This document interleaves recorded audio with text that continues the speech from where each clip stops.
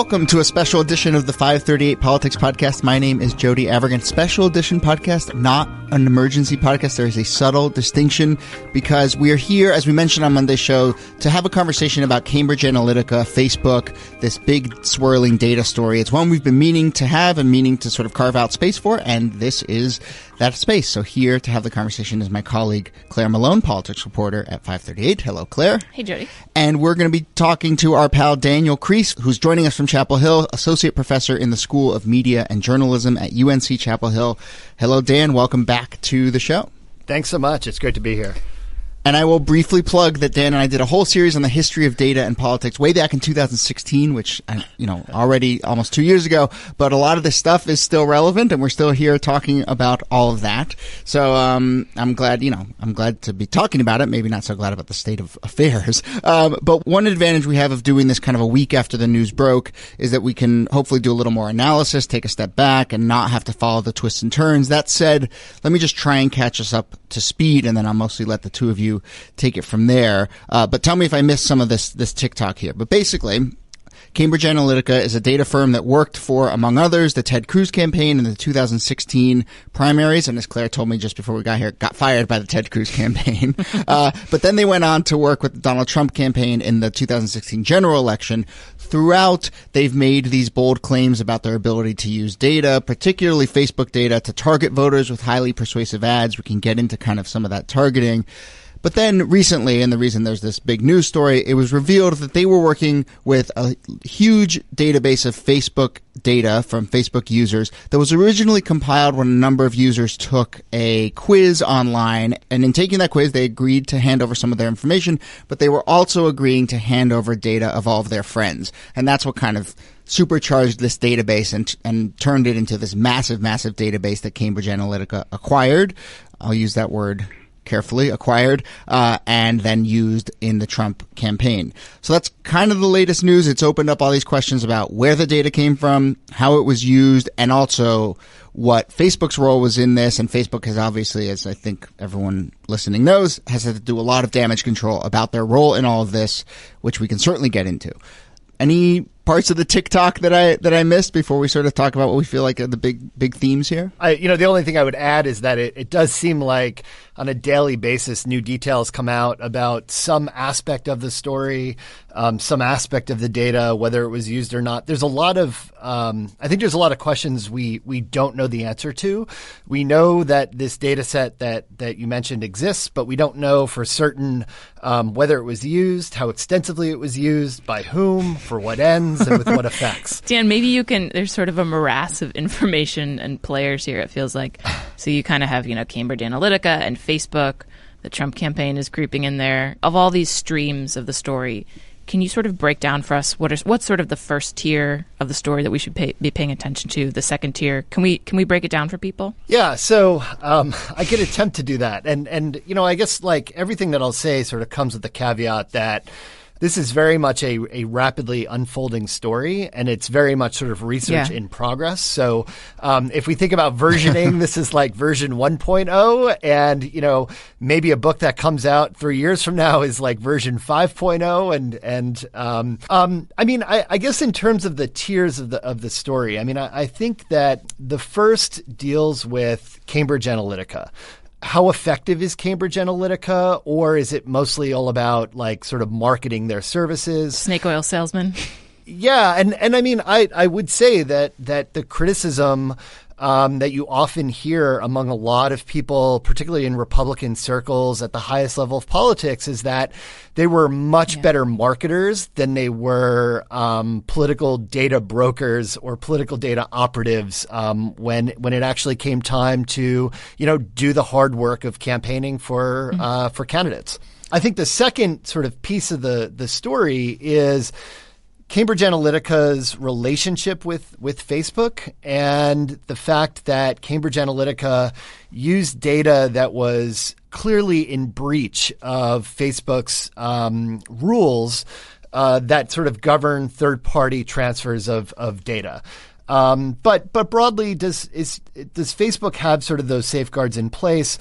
Yeah. And I would say sort of like tier 3 might be the larger normative questions that are in here about what should be the role of governmental regulation in the area specifically relating to commercial advertising. But then I think of greater concern to people like me is political advertising. Sure. How is data used? What's its role? What concerns do we have around political privacy? But more broadly than that, should users be able to control their own data?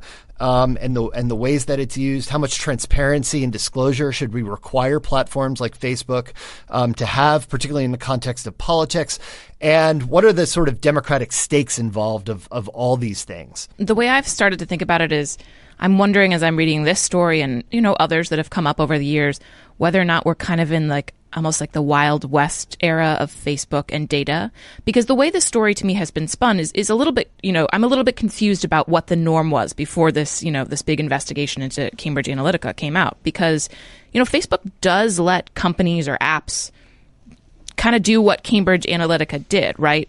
Can you maybe break down for people like how crazy was it that Cambridge Analytica did this thing? Like, have there been other analogs we can compare to, like other companies who have done similar things, but they didn't get in trouble because they weren't involved in the 2016 election? Yeah, so I think a really great way to sort of go about doing that is to think about the ways in which the Obama 2012 campaign used Facebook data during the 2012 presidential cycle, because it sort of like clearly sort of shows like a shift in Facebook's own terms of use, but also how this stuff could potentially be used. So way back in 2012, the Obama campaign used Facebook as a tool for targeted social communications, what they called targeted sharing. And one of the things sort of at the broadest level, this program was designed to do was to identify and apply voter modeling to individuals in Obama's supporters' social networks on Facebook. And then what they did was they asked their supporters to become the conduits of strategic campaign communications to their social ties. And they did this through an app that was entirely legal under Facebook's terms of services. So they built an app. They asked people to download the app, and then it would ask them to authorize that app to allow them to access certain pieces of their profile, such as likes and photos and information about their Facebook friends. It was done on the Facebook platform. It was done with their express permission, etc.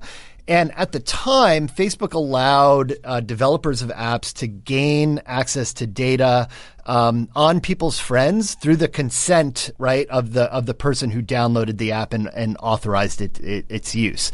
Yeah. And they basically scored people's Facebook friends and then had people reach out to their friends to encourage them to do things like register to vote and turn out during the election itself. I think the big difference is that in the context of the Cambridge Analytica story, Facebook changed its own terms of service in terms of data use after the election cycle.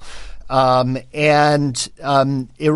it was a data set created by a Cambridge University researcher who created an app, and then according to public reports, the campaign ended up selling the data to Cambridge Analytica, which in turn sort of violated Facebook's terms of service, because it has to sort of stay with that the original collector of that data. It can't be sold to an outside party, and I think that was really what was at issue in terms of the public reporting. Some of this information came out as early as 2015, sort of identifying that this unauthorized transfer of data had sort of occurred. And then again, according to public reporting, Facebook didn't take any real action other than asking that the data files be deleted. Cambridge Analytica said that it was in fact, and Facebook never quite followed up with any sort of more extensive audit or any additional sort of safeguards. There was no notification, etc. And that then, in theory, enabled that data to be used in the context of the 2016 U.S. presidential cycle. Can we go a little bit further on exactly Facebook's role here and maybe what it tells us about how Facebook views itself? I mean, you've mentioned a number of times the terms of service, and if there's a terms of service violation, I mean, that's a very concrete thing, and Facebook has its terms of service. That's a big way in which it defines how its data gets used.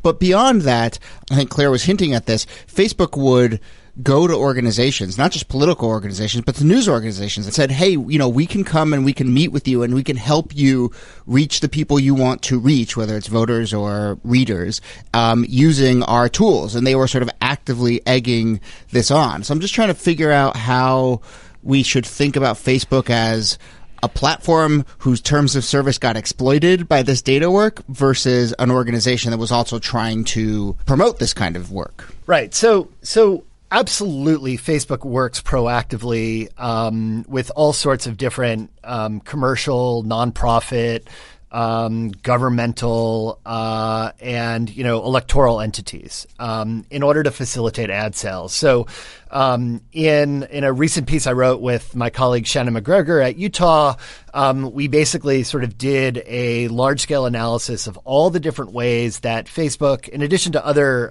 Silicon Valley companies, set up partisan teams within their firms to work directly with candidates, for instance, to facilitate ad sales. So one of the things that they really want candidates to do is use their platforms, and they want to monetize that use of that platform. And to that end, they will actually embed staffers with campaigns or work closely with campaigns to help them facilitate their ad buys. When we hear this, I've heard this a number of times, Facebook embeds someone on the campaign. Like, we're literally talking about, they would say, here's one of our employees. They will now sit in your office and work on your campaign. Dan, you should definitely speak to this. But I mean, it got a lot of attention because the Trump campaign was so sparsely populated that Facebook sort of really filled out its ranks. But correct me if I'm wrong, this is not something that's new to from the 2016 election cycle. Yeah, so embeds can take a number of different forms. I mean, it could be staffers dedicated to accounts, presidential accounts, which is quite common at the presidential level among all these Silicon Valley firms, like having a dedicated account representative working with a particular campaign, and even serving in like what we call quasi digital consulting roles. So it's not just paid content, but they'll do things like advise on things like organic content. So what they're putting out there on a platform like Instagram, what should be a strategy in terms of like populating the space that candidates get available to them on like the homepage of Google during a presidential debate. Is it any different than when Madison Avenue tried to shape the image of Richard Nixon, for instance? Is it just the 2018, 2016 version of that, or is it something a little bit more hybrid? I think that's a great question. And that's something that I'm certainly looking into. Like, so what are the similarities or differences with other previous marketing practices of the past where you see commercial entanglements with electoral politics? What I think is definitely different, though, is that a company like Facebook controls like every part of the process, right? So they're working and consulting with campaigns, but they also control the distribution platform. They control the ad buying and targeting platform. They control the user data. They're sort of like the all-in-one package as a platform that really convenes everyone sort of to them and around them. Yeah. And I think that's very different than what Madison Avenue did in the past. You've sort of just described, I guess, a monopolistic cornering of new utilities. Is that a wrong-headed way to think about what Facebook is doing? I mean, it's sort of, I don't think a lot of us think about what Facebook actually sort of does control beyond just what shows up on our newsfeed. Yeah, I think that the basic question of sort of market power is absolutely central here. And it's sort of undeniable to think about Facebook, at least in terms of providing a core infrastructure, if not the core infrastructure, for much of political life in 2018. Now, I think Facebook is one of a number of different players, right? So like Google Search, for instance, is a separate entity. But, Facebook has this advantage of being a player that is not only a distribution channel, but also one where its users are really creating all of their content and all their value at the same time, even as it has a broader ads ecosystem that's monetizing that content as well as the content of professional and other actors. So I think the question of market power is a very key one sort of going forward. And at what point do we start to think about things like competition? I feel like you've just provided me a good segue to talk about regulation. So Mark Zuckerberg, the head of Facebook, had this televised interview recently where he said to the interviewer, maybe Facebook should be regulated. And he has recently sort of begrudgingly agreed to testify before Congress, I think probably next month, a little bit of a public show of contrition. But I mean, what would regulation of Facebook actually look like? And do we have any current things we can compare it to? Like, what would it be like regulating a telecom? Would it be different? I mean, I'm sort of curious about what your take is on that. I mean, look, I think that this is another one of the key questions to emerge from the 2016 cycle. I think a lot of these problems in the context of Facebook's role in politics have come to the fore in part because what Facebook did was stand up its commercial model of advertising in politics. And politics looks very different, right? It's very different selling political candidates who can potentially command, vast sums of military and economic power with selling sneakers. And I think that Facebook needed to early on think about sort of what should be our role in politics and what sorts of levels of things like public disclosure and transparency would we need in order to fulfill like a role of safeguarding democratic processes. So on that point about whether Facebook recognized its power and sort of understood what it was, I mean, I'm curious, from both of you, what's the fair way to understand what happened to Facebook over the last 5 years? Is it a company that did not realize what its role was and now it is reckoning with that? Or was it a company that really was, delinquent in understanding its role and should have really been on top of it and done some of that hard thinking? I think, look, Facebook has a lot of great people who are working there, but I do think that they're understaffed as an organization and that they've never quite sort of thought through how do we build an organization, how do we build oversight, and how do we think sort of seriously about the way that Facebook works and craft a set of policies that are open to public scrutiny, that are clearly disclosed, that sort of govern our role in electoral politics, not only in the United States, but sort of around the world. And I think that one of the really big failures of Facebook's management is that it never seriously considered how its platform and advertising has just very different consequences in the context of elections and democratic practice than commercial advertising. One of the immensely profitable aspects about Facebook is that advertising is basically self-serve.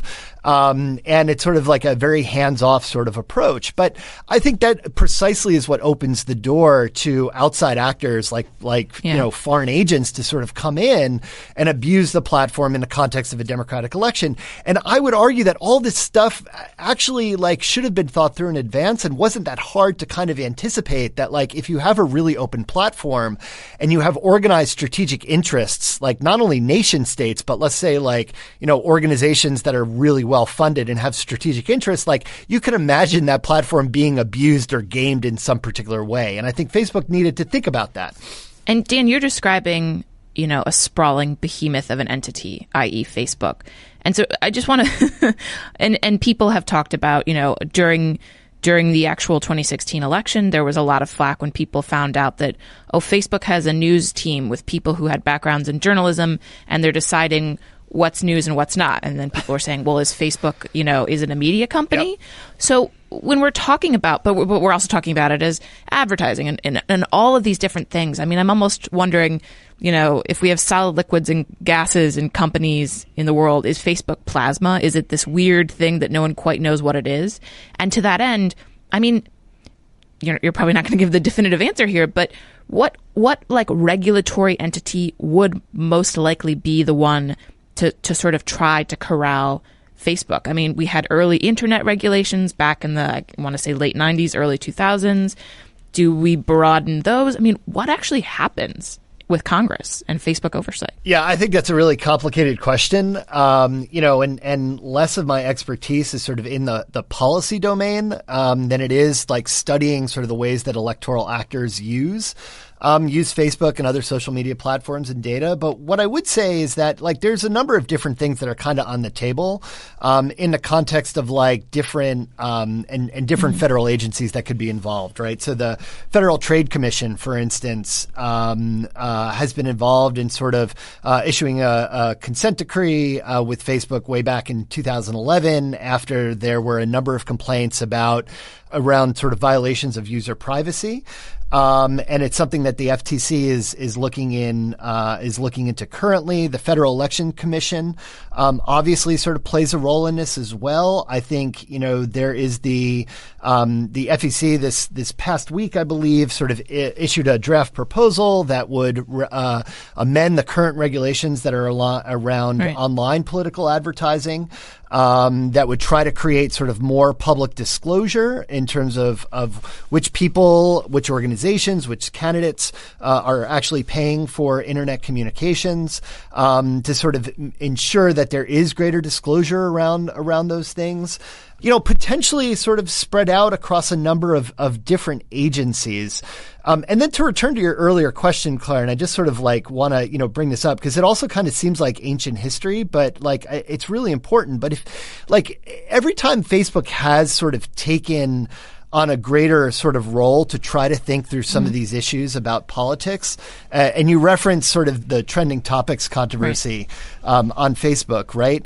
It turned out like it wasn't just people with journalistic backgrounds, but they were kind of like, if I remember the story correctly, like they were kind of contract workers. Like they seemed very under-organized. Like, it was kind of like, it seemed kind of haphazard with not a lot of oversight. And then that led to the big sort of like the controversy over things like the anti-conservative bias on the platform where they convened, a team of prominent conservatives. And I mean, it's just another great example of like news organizations have all this expertise out there in things like creating an editorial process. And not saying that like it works perfectly, but like, there's a lot of people who could have sort of thoughtfully advised in that process, and they could have set up more of an editorial team, et cetera.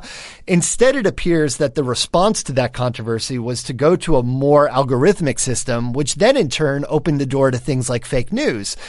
Because then all of a sudden, like you could game the system in other ways because you could figure out how to game the algorithm in terms of which content was getting the highest level of engagement, et cetera.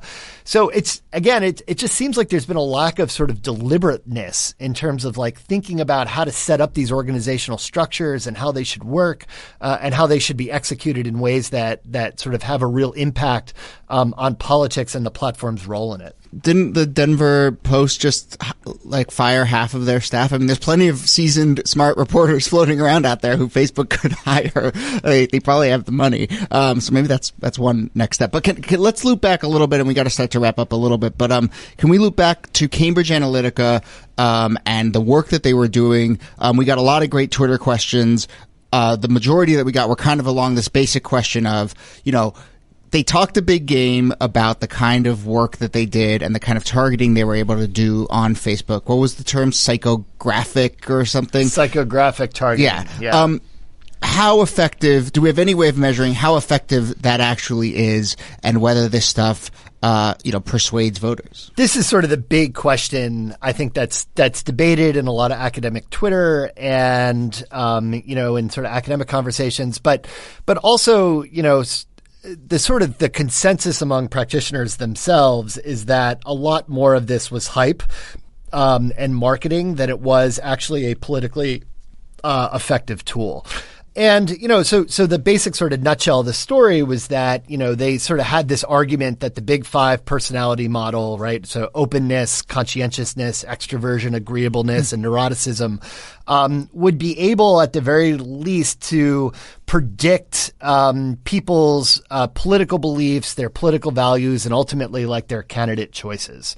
And then Cambridge Analytica purportedly sort of used the data that they were able to glean from this personality quiz to then sort of model what other audiences, what personality traits they might have, and then sort of said that then they would be able to sort of to figure out like who was going to be most responsive to a political ad, and ultimately like sort of drive people to change their vote choice on the basis of psychographic targeting.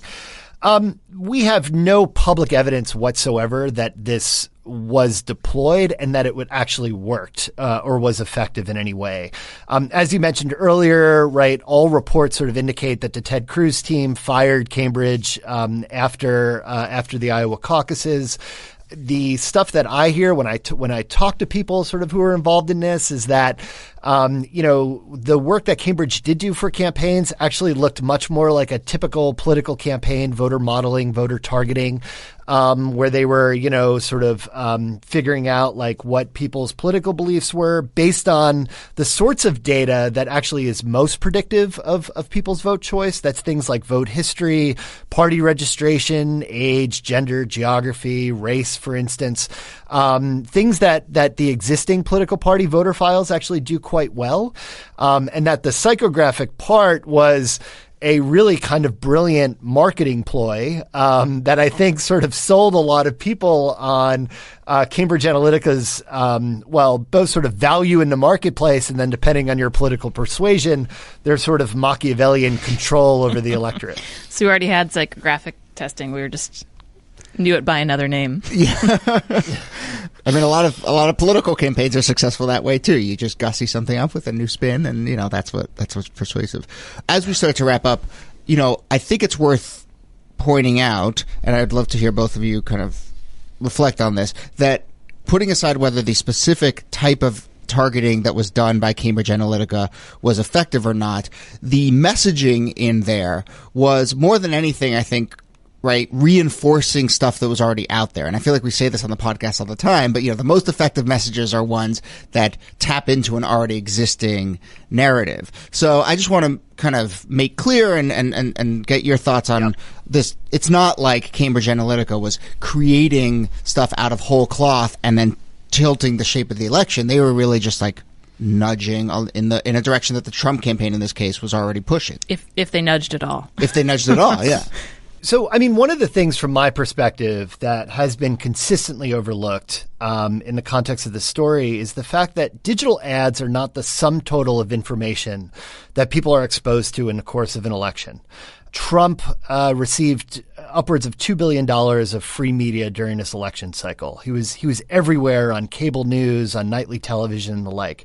You have things like conservative talk radio. You have Fox News that were constantly sort of putting out information and rhetoric about this election. And then I would say that, one of the great privileges of working at UNC is that, I get students from all walks of life, from all political persuasions. And in the rural parts of the state, when my students would sort of go home and they'd come back to class and sort of tell us what they were hearing and seeing, like Trump's message was on lawn signs and it was on tongues and it was in ball fields and it was in the pews. The value of any one micro-targeted ad, I think, amplifies, sort of at best, these wider sort of political discussions that exist sort of in the culture. And I think that, to a large extent, Facebook is downstream of political culture and politics.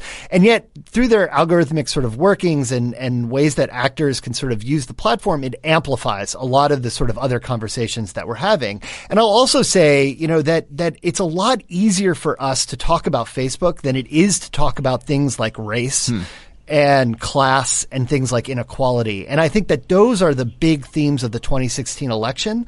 And I think that it's just a lot safer and a lot easier to have the conversation about Facebook and not those things. One last question, Claire. I mean, I'm curious, do you think voters care about this stuff? I mean, do you think that they're watching this story and just in general seeing something like, well, I was targeted by the Trump campaign and there's this air of manipulation out there? Is that something that I don't think voters care? Yeah, I mean, I don't think Trump voters probably feel manipulated because you probably were being targeted with an ad that you agreed with, or you were maybe inclined based on your friends to agree with the thing. I think the interesting question is sort of when you see a lot of people say, deactivate Facebook or kill your account, whatever it is. I mean, I wonder whether or not that's going to hurt Facebook's bottom line. I tend to think probably not. And I also think that people bring up a really good point that Facebook is obviously a global company, and for many people around the world, it is their only way to access the internet. It's like a useful way to, text people who are far away or to just get in touch.